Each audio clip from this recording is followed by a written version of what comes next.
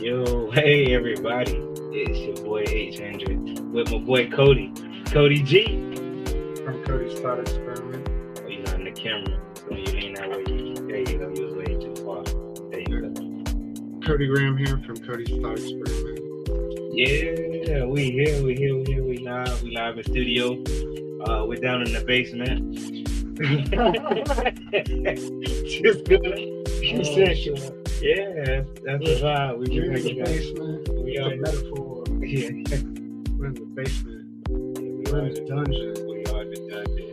We kicking it back. Just having a little what's the day? Is a Thursday conversation. Thursday conversation. Yeah, just a regular Thursday conversation.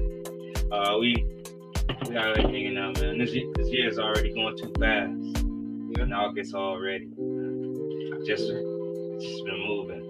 This has been the craziest year I've ever seen. For sure. It's actually a lot going on, man. It's a lot going on. Actually, the times that we're in right now really kind of like came up to this new election year. Yeah. Yeah, we're up to the new election year, and it's a lot of different perspective out there. There's a lot of different people, with their like opinions, different things, and it's kind of wild how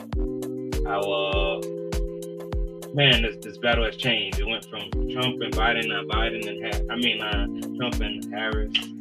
So it's been changing. So what are your thoughts on Harris? Oh, so what do I think about Harris? Yeah. Just thought. I'm not asking you to write a essay for me. I'm just saying, what do you think? Really, I think Harris. I think she's a good person. In terms of person, don't always make you the right person for the job. But when it comes down to Harry, as far as like her background, things which I do know, I know that she went to our university, which is around here. So I know she went to a prestigious college, which is like your foundation. I know that once she got into like attorney general, she was like a prosecutor. She helped like in California as like one of the prosecutors out there. And so I think her track record has been pretty clean up to this point, and she's a hardworking person. I think that she has fought for like now where she at, kind of like, which I think the most knocking answer that anytime when people fight against it, just say that it's against the borders, or they may say like, oh man, what about people coming in? She was responsible in this particular term with Biden about that coming in. But I mean, everything is a process. So right now I'm still gathering information. But as far as her, I mean, in my book, she's a front runner for the position right now. Only because I like to see opportunity. Because she yet to really, we haven't seen what she can do. Right? Because we can go off of speculations. We kind of say what she did when she was Attorney General, what she did for those folks. But as far as like helping the country itself, we use it like Biden and her era right now. Vice President Harris, and she's responsible for the borders, which has pulled a lot of people coming in. So I think that's something that she can clean up moving forward. That's my like general thought right now. What about you? I think she's controlled by the deep state. Personally, I think that they're trying to push something about her that, because nobody cared about her like 3 weeks ago, and all of a sudden everyone's like about Kamala, however you say it. And the main thing with me is like she's not even black. And they're pushing her as a black woman so that to get the black vote. She's Indian. Yeah. And her dad is from the Caribbean. Yeah. And all of a sudden they're changing it up, and they're just pushing her as like a character. And so let's ask you this, right? So if you think about it, we're gonna deal with a couple of points. You make some good points. I think anybody, right, when they're in the presidency, they're backed by an organization. It's not really just them, right? So everybody is a pawn that's particular to some sort of people. Like it's not the president really doesn't have a pawn to like the state, and they got the Senate. Then they have to go to the judicial branch, different ones, in order to make sure that laws get passed. So they can't just say so and it get done. So I think everybody is a pawn to a certain pool of something. You know what I'm saying?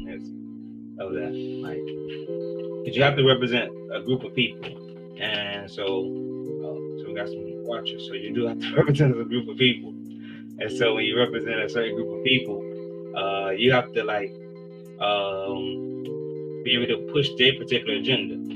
So when you look into, say, so they have people paying them money, their donors, and then they do work for their donors, and government's supposed to be for the people.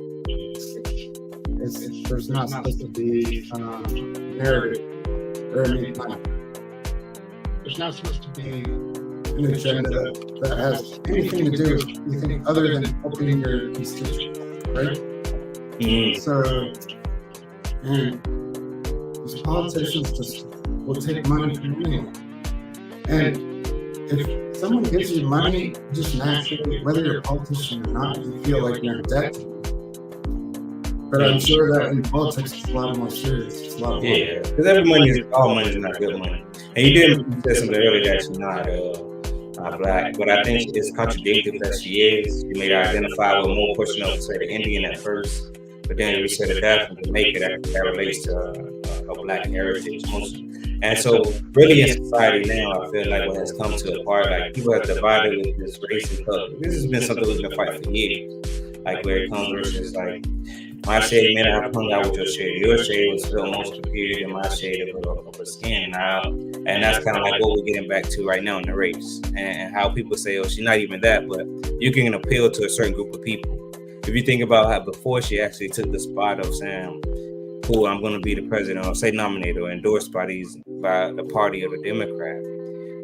What was the ploy in which Donald Trump was using? He was using like, hey, let me go get some rappers, right? Let me go make some tennis shoes. Let me go talk to Amber Rose, or you got like Kodak Black, or he was trying to create those ties into those communities, going into like New York, and then he's gonna say, I'm gonna get me a big chain like yours or things. So he had to be some type of relative to it.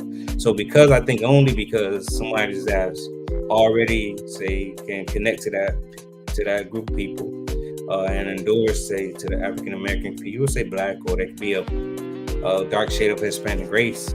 I think that's just one area he has lost in, and so now it's just kind of like trying to nitpick to say, oh, she's not even this, she's not even that. But really in society, we're looking for just do right about everybody, I'm saying, within your area. Like, so we get to the nitpicking of saying, oh, she's not black, she's not white, or she might be this. How you say that? I think it's going to create take us back to Abraham Lincoln kind of days. I think that's where we're going. Nah, man, I'm not trying to go back there, brother. No, for real. Nobody wants to go there, man. Nobody wants to go there. And I don't know if it's good for anybody, man. Not good for anybody. Yeah. And so I know that, like, say the president, that thing takes a lot. It takes a lot just to be able to hold yourself in that position. Like, what do you feel like is some of the agendas that you may be agreeing to or disagree with? Like, say that what makes you kind of sway either way? Well, here's the thing. I was a progressive Democrat. Well, it all started with, it was all about what media I was intaking, right? So I just kind of mindlessly agreed with, it all started with when Trump, in 2016, when he was becoming president, basically I got sucked into MSNBC, all the shows, and they just basically worked this image into my mind, and it made me hate Donald Trump. I hated him. I thought he was a douchebag. I thought he was a piece of shit. I thought he was racist. I thought he was a Nazi. I thought he was all types of stuff. Just whatever they said, it got to the point where I watched him every day, so I just kind of agreed with brain that's got you in there, like thinking what, yeah. And then I stopped watching MSNBC because I came across TYT, which is an online progressive. It's the progressive side of Democrats, which is more our age, like millennial, okay. And you know what I mean? Yeah, millennial and younger. That's generally what it is. Okay. Now these are good people. Yeah, for sure. And they care a lot about everything. Yeah. But that's what I started to realize is I had to stop watching that not because I don't like them, not because I care about people as people. Yeah. But they have this victim mentality that they are just constantly bitching and whining about this and that. And I'm like, and back to your question, what's important to me is inflation is just so high up. Yeah. Everything, just whatever has happened in the Biden administration, I feel like all of this identity politics, it's all just, why don't we focus on that when we get our shit together? You know, when inflation's not through the roof. Yeah. When you can be a middle class citizen. It's not like you're richer or poor. That's the only option you have. That's what I see. That's what I think is important. And Trump actually has a plan for that. Okay. And what plan you see? We America has oil under our feet. Yeah. Right. Sure. They never allowed us to drill, but he's saying like that's his presidential campaign. It's like day one we're gonna start drilling. I believe it's in Alaska. Yeah. And he said we have more oil under our feet than Saudi Arabia. So that is gonna be where the money comes in. Also, there's millions. I don't even know. Anywhere from 15 to 45 million illegal immigrants. I don't believe that they're bad people. Or some of them might be. I mean, millions of people, that's a lot of people. There is nice. So I mean, like, several different states. Just wrap them up and say, you know, they're all good though. Every single one of them is fine. Now, yeah, we got to get them out so they can come back in legally. And that I do agree. And so, with people coming in any place, any city, there's always like a land of freedom. I do believe in freedom for the people, freedom to do this. But I know that what does come in the human nature is that I want to be able to make sure mine's is mine's and you be able to hold yours. There's no problem of visiting. I don't think we're going to infiltrate Europe, or we're going to infiltrate China, or we're going over to other places, because people, as we know, we live on the best land. You know what I'm saying? The land of the United States, we're the place everybody want to get to of opportunity. And so it seems like the opportunity has been taken over by other people, by other places. I do believe in terms of like, hey, listen, taking them through a process in order to get here. Just like the rapists, the murderers, the killers, like all those people. Like you enter your jail and you just be like putting them on the board and say, hey, I hope you get crossed, go to America, get out of my place. And one of the good points I did hear from former President Trump was that he said about kicking them out, like pushing those people out. And that's something I do agree with, because I don't want sex trafficking, doing that to kids or even women in general is a horrific thing. You know what I'm saying? It's very horrific. And so if we can be able to stop that and allow more opportunity for the people here to have more housing opportunities, right? To be able to get better pay in their jobs, to be able to have an inflation go down. Because with more people here, limited resources. So with limited resources, the price of things go up. If you realize with the more abundant you have with some of the prices, it's gonna stay down. But if it's limited resources, it's like supply and demand. I'm gonna have a higher price than you have. So like gas, everything is going up because we do have a lot of people here. So if we were to get people out, or be able to push the people that don't supposed to be out, prices will go down, will make things better, and that will allow more options. But on the contrary, which brings us to another division point that happened was when they say certain class of, like, this is a Spanish person kind of job, or this is a black job, or this is a white man job. Like, we have to get past it. I think that if we get past like segregation, like saying this is yours, this is mine, and we become more unified, which I think things are getting a little better, but as we know, racism still exists because everybody has some sort of bias or some other thought process, because it's kind of like two generations been put in our minds, right, to be able to be this way about certain classification of people. So if we were able to like lose that and just all focus together, man, I think we'll have a lot better. So if I'll take any fight, but as long as the fight is not based off of your color and my color, that's only our difference, then I don't want to hear that. I'm always going to prove for mine, because I knew the struggle that my ancestors went through, so I'm always kind of going to back that a little bit. And that's the bias that come with it, wanting to go with that person. I hear you. I hear you, but I also think that the media is pushing the race thing a little too much. It is the agenda. Because you and I are friends. Yeah. Have we ever been talking about like the differences between us because of our race? No, not. But it's typically only raises head when it comes to power. It comes to power, sure. You know what I'm saying? Fair enough. Yeah, people, when it comes to power, when it comes to me versus you power, that kind of like, I'm trying to think this gentleman's name who said that it was like a DEI hire, saying just because it's like, oh yeah, just because it's a minority, let's try it out. But I mean, in order, if she was Indian, does that make it any difference? Is what you guys are applying it for? I don't think it makes a difference. Yeah, it does. I feel like you're either qualified or not. Oh, you're not. Yeah, I don't think it matters what race you are. Doesn't matter. Yeah, you could either do it or you can't. That's how it goes. And so, one of the things I know we were talking about prior to getting into some things, and is that you're saying with different presidency, different things, you do see the difference in cash flow happening. Yeah.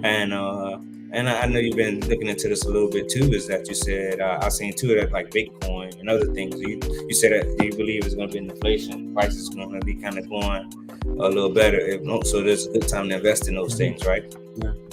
Well, it's either good to invest in crypto now because everything's going to crash, the dollar's going to crash, everything's going to basically go really, really bad, or it's good to invest in crypto because things are about to be really good.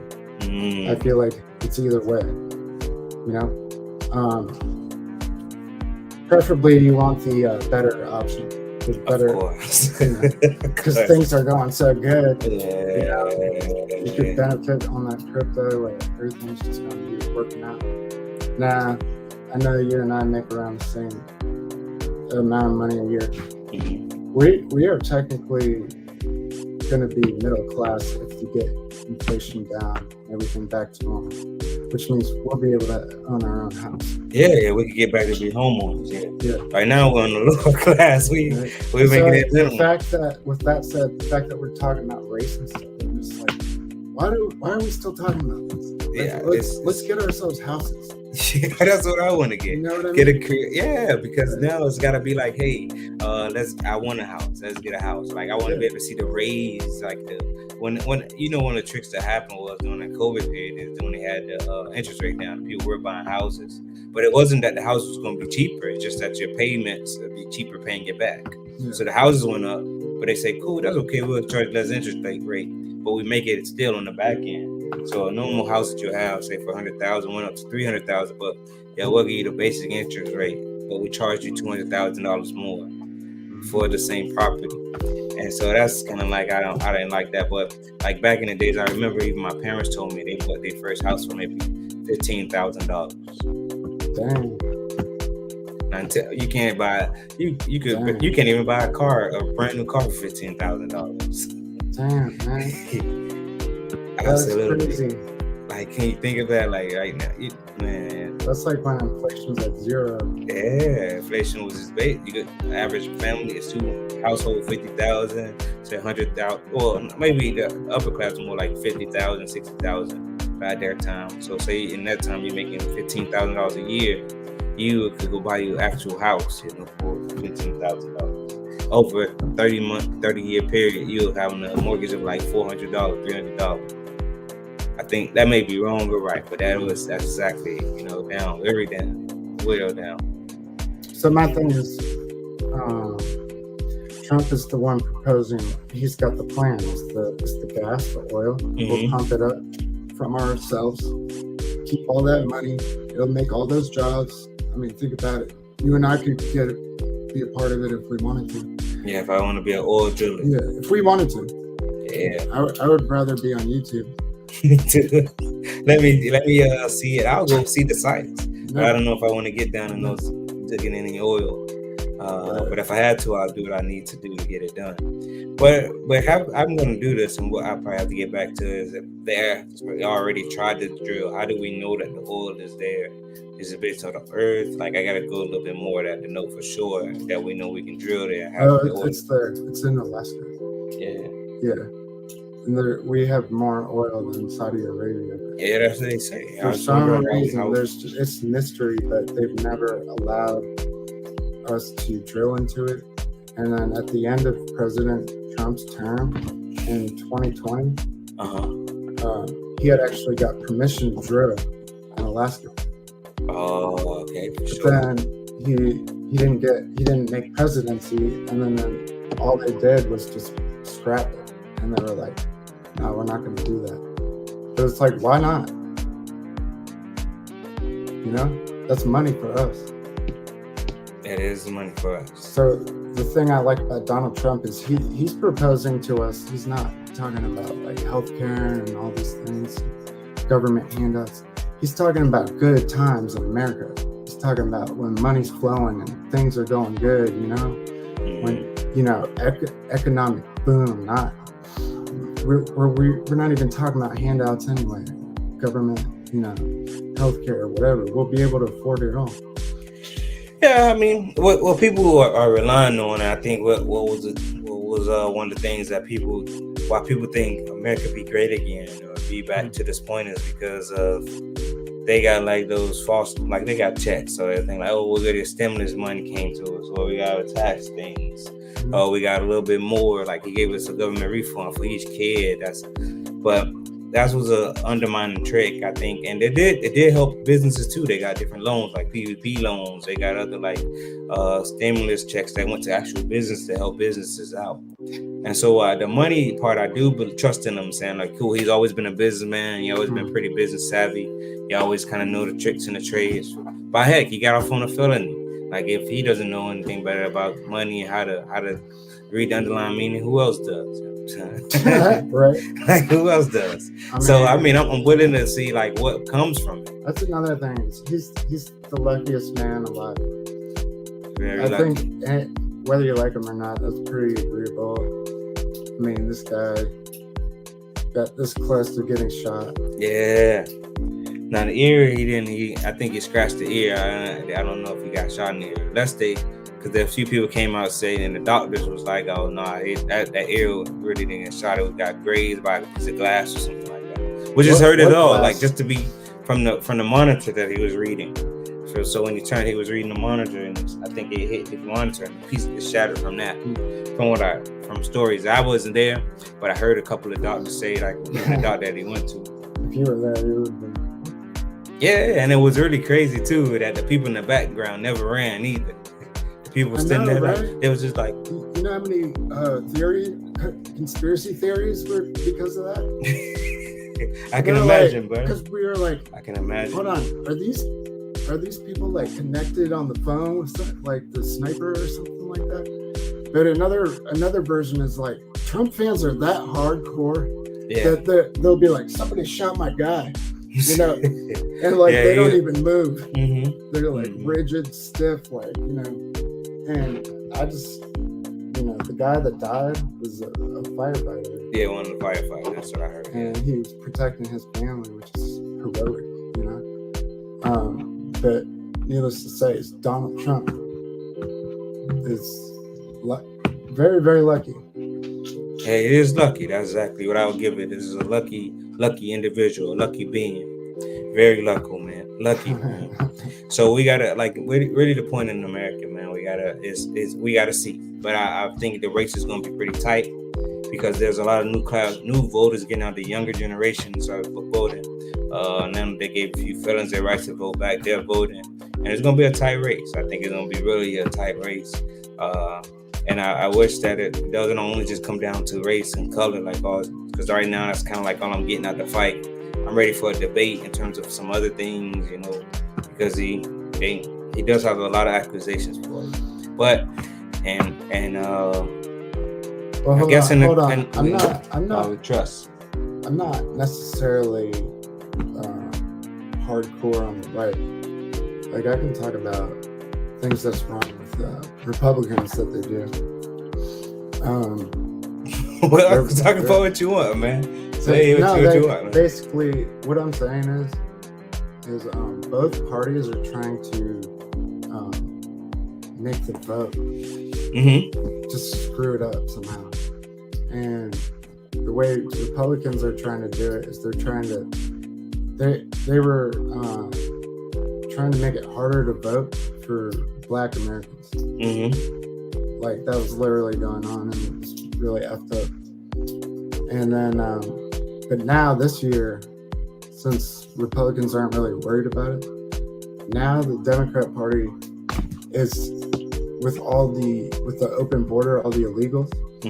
They want to give them the ability to vote and say, "Hey, who let you in here?" Basically. Yeah, you got to be a legal citizen in order to vote.